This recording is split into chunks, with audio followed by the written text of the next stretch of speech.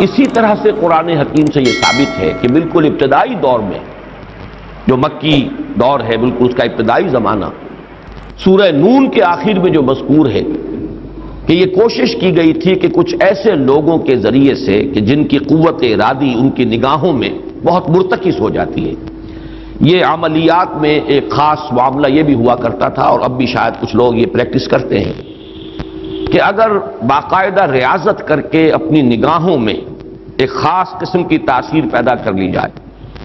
بلکہ مولانا امین حسن اصلاحی صاحب نے اس کا تذکرہ کیا تھا ایک مرتبہ جب زمانہ طالب علمی میں میں نے 2 تربیت گاہیں منعقد کی تھیں، اور اس میں درس قرآن مولانا اصلاحی صاحب نے دیا تھا کہ آج کل بھی بعض لوگ یہ کرتے ہیں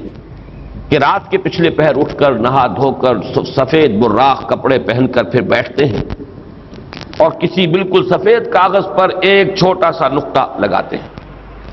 اور پھر نگاہوں کو اس پر جمانے اور مرتکز کرنے کی مشق کرتے ہیں۔ کتنی دیر تک پلک جھپکے بغیر آپ اس نقطے کو دیکھ سکتے ہیں۔ اگر یہ مشق کی جائے، یہ ایکسرسائز کی جائے، یہ ریاضت کی جائے تو آنکھوں میں ایک ایسی چمک پیدا ہو جاتی ہے کہ اگر گھور کر کسی کو دیکھا جائے تو اس کی قوت ارادی کو آپ مزمحل کر سکتے ہیں، وہ ایک دم دبا ہوا محسوس کرے گا اور آپ کا غلبہ اس کے اوپر ہو جائے گا نفسیاتی اعتبار سے۔ اسی طریقے کا کوئی عمل تھا جو نبی اکرم صلی اللہ علیہ وسلم پر بھی آزمایا گیا تھا۔ لَيَزْلَقُونَكَ یہ آیا ہے سورہ نون کے آخر میں، بِأَبْصَارِهِمْ لَمَّا سَمِعُوا الذِّكْرَ، یہ لوگ چاہتے ہیں کہ اپنی نگاہوں کے ذریعے سے آپ کو پھسلا دیں، آپ کے قدم ڈگمگا دیں، آپ کی قوت ارادی کو کچل دیں۔ لما سمعوا الذکر ویقولون انہ لمجنون، جس وقت کہ سورہ نون کے آغاز میں بھی آیا ہے تذکرہ کہ حضور کو کہا گیا کہ آپ کو جنون کا کوئی عارضہ ہو گیا ہے یا آپ پر کوئی آسیب آ گیا ہے،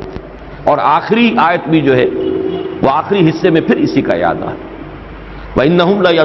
لَيُزْلِقُونَكَ بِأَبْصَارِهِمْ لَمَّا سَمِعُوا الذِّكْرَ وَيَقُولُونَ إِنَّهُ لَمَجْنُونٌ وَمِن شَرِّ حَاسِدٍ إِذَا حَسَدَ،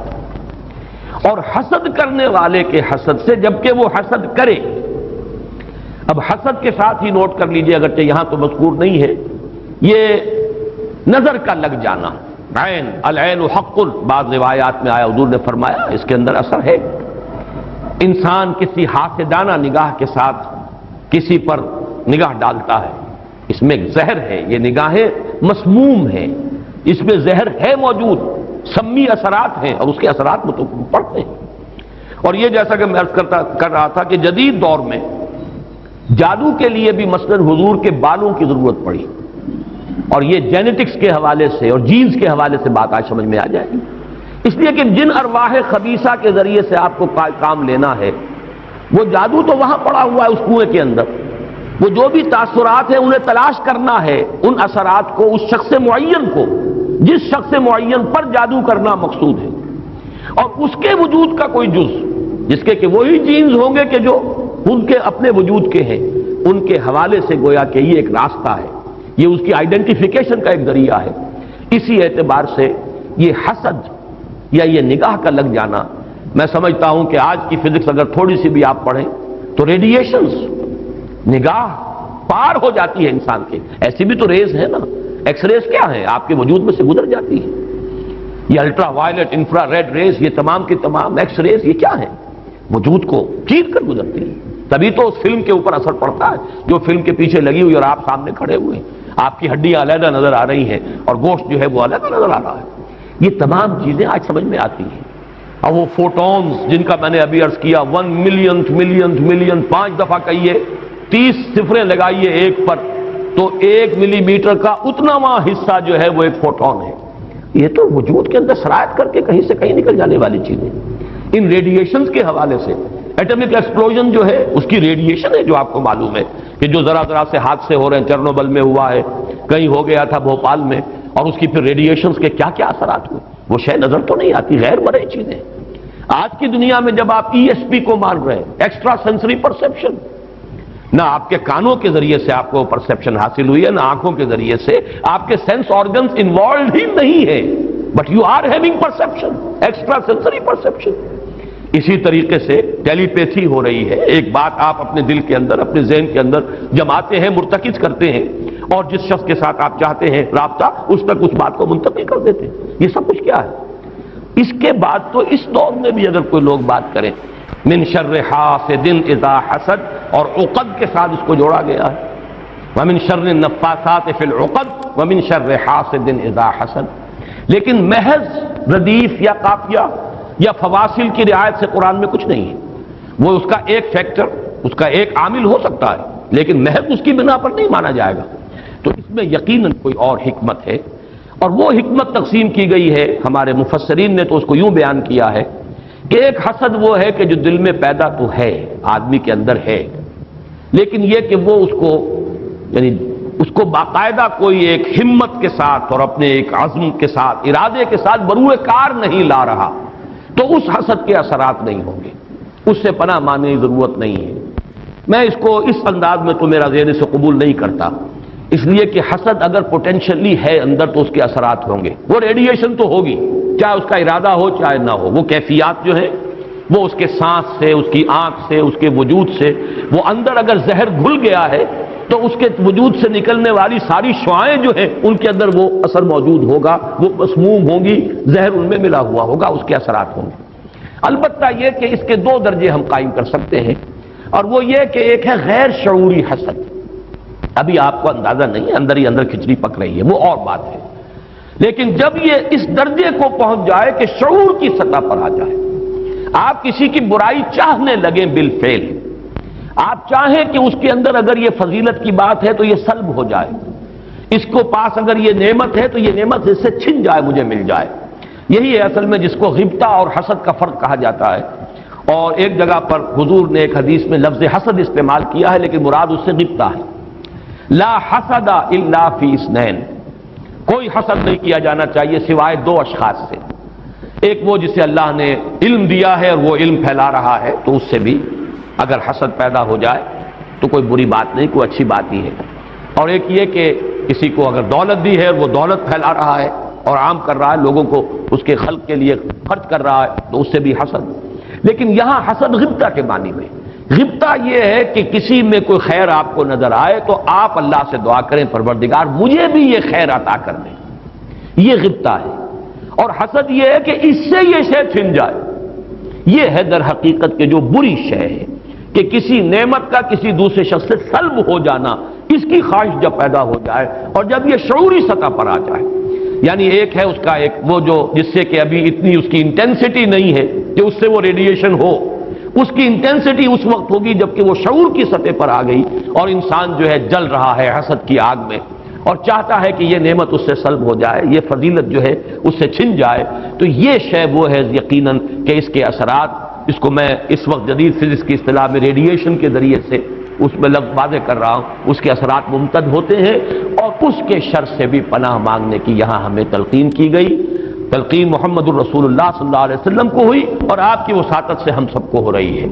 قل اعوذ برب الفلق من شر ما خلق ومن شر غاسق اذا وقب ومن شر النفاثات فی العقد ومن شر حاسد اذا حسد۔ میں جب بھی یہ سورت پڑھتا ہوں تو اگرچہ یہ کہیں مجھے یعنی کوئی معصور تو یہ شے نہیں ملی ہے، لیکن اس کے فوراً بعد بالکل کسی تصنع کے بغیر میرے یہ الفاظ بھی زبان پر آ جاتے ہیں، اللہم انی اعوذ بک یا رب الفلق من شر ما خلقت ومن شر غاسق اذا وقب ومن شر النفاثات فی العقد ومن شر حاسد اذا حسد۔ اسی طرح قل اعوذ برب الناس ملک الناس، تو وہاں بھی اللہم انی اعوذ بک یا ربی و رب الناس و یا الہی و الہ الناس و یا ملکی و ملک الناس۔ تو اس طریقے سے گویا کہ اس لفظ قل کیونکہ یہ فعل امر ہے، حکم ہے، تو اس پر ہم اگر فوری طور پر اس کی تعمیل کیا کریں تو یہ اگرچہ معصور نہیں ہے، میں صرف اپنے ذوق کی بات کہہ رہا ہوں، اور بہرحال اس میں کوئی شے ممنوع نہیں ہے، دعا تو ہم مانگ سکتے ہیں، تو دعا ہی کی شکل ہے، تو جو الفاظ ہمیں اللہ نے تلقین کیے ہوں انہی کے حوالے سے ہم وہ دعا مانگے، تعوذ کریں۔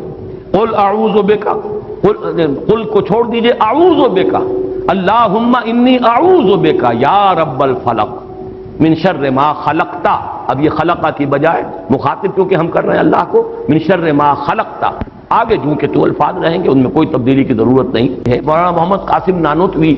دیوبند کے مؤسسین میں سے مولانا رشید احمد گنگوہی اور مولانا محمد قاسم نانوتوی رحمہم اللہ، یہ دو ہیں اصل میں یہ دارالعلوم دیوبند کے مؤسس، اس کی ابتدا کرنے والے۔ ان کے شاگرد شیخ الہند، ان کے شاگرد علامہ شبیر احمد عثمانی، تو انہوں نے یہی الفاظ لکھے ہیں کہ استاد الاستاذ نے جو بات لکھی ہے وہ میں بیان کر رہا ہوں۔ ویسے یہ کہ مولانا عبدالعزیز شاہ عبدالعزیز رحمۃ اللہ علیہ نے بھی اس پر کوئی کتاب لکھی ہے، وہ بہرحال میری نظر سے نہیں گزری، وہ تمثیل اب میں بیان کر رہا ہوں، بڑی پیاری تمثیل ہے۔ انہوں نے تمثیل یہ دی ہے کہ اگر کوئی باغبان یا کوئی اور کھیتی کرنے والا جو ایک پودا لگاتا ہے، کوئی فصل ہے، اس کا کوئی ایک جو ہے بیج یا دانہ پھوٹا ہے، اب یہ جو پودا ہے باغبان یہ چاہتا ہے یہ پروان چڑھے، پھلے پھولے، اسے کوئی گدن نہ پہنچے، کوئی نقصان نہ ہو، اس کی حفاظت کا بندوبست کرے گا تاکہ جس کام کے لیے یہ پودا لگایا وہ مقصد حاصل ہو۔ پودا تو مقصود نہیں ہے، مقصود تو اگر آم کا پودا ہے تو آم کا پھل اس سے حاصل کرنا مقصود ہے۔ تو چار قسم کی اس کے اوپر آفات آ سکتی ہیں۔ پہلی آفت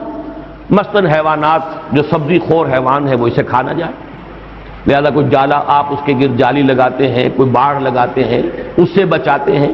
اور یہ جو جانور آ کر کھائے گا، بکری فرض کیجیے کھا جاتی ہے آ کر، تو یہ کوئی اس کی نیت آپ کو ضرر پہنچانے کی نہیں ہے، یہ اس کی طبعی ایک خاصیت ہے، یہ تو اس کی جبلت ہے، یہ اس کی طبیعت ہے، اس کا تقاضا ہے، آپ سے کوئی دشمنی نہیں ہے اس سے، بلکہ یہ کہ در حقیقت اس کی اپنی طبعیت کا ایک تقاضا ہے۔ چنانچہ وہ شعر بھی انہوں نے کوٹ کیا ہے، نیش اقرب ناز پے کی نست اقتضائے طبیعتش این است، بچھو جو ڈنک مارتا ہے تو یہ آپ سے کوئی دشمنی اسے نہیں ہے، یہ اس کی طبیعت کا، اس کی جو بھی جبلت ہے اس کا تقاضا ہے۔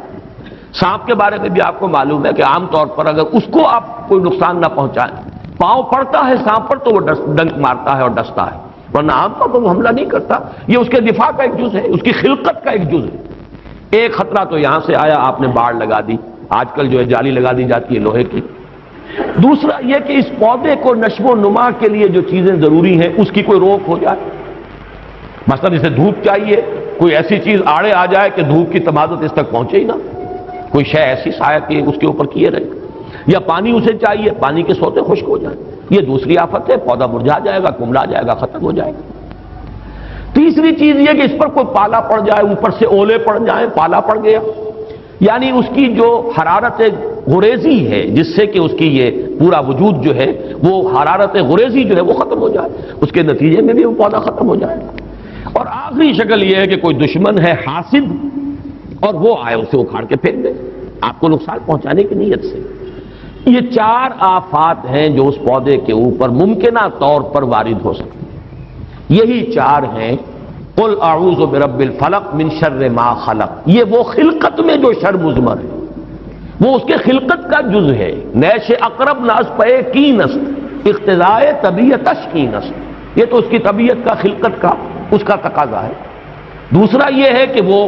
سورج ڈوب گیا، غروب ہو گیا، یا جیسے میں نے کہا تھا حیات معنوی یا حیات مادی کے لیے جو اسباب ضروری ہیں ان میں سے کسی کا سلسلہ منقطع ہو گیا، یہ ہے وَإِذْ شَرِّ غَاسِقٍ إِذَا وَقَبَ۔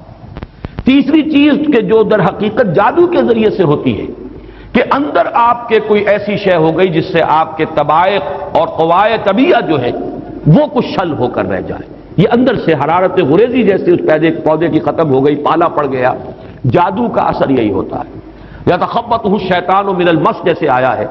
کہ ایسی کیفیت ہو گئی کہ جیسے حواس پورے طور پر بجا نہیں ہے، حواس پورے طریقے سے قائم نہیں ہے، مجتمع نہیں ہے، تو یہ کیفیت جو ہے یہ ومن شر النفاسات فی العقد ومن شر حاسد اذا حسد، جیسے ایک دشمن نے آ کر دشمنی اور آپ کو گزن پہنچانے کے لیے، دشمنی نکالنے کے لیے پودے کو اکھاڑ کے پھینک دیا، ایسے ہی حاسد جو ہے وہ آپ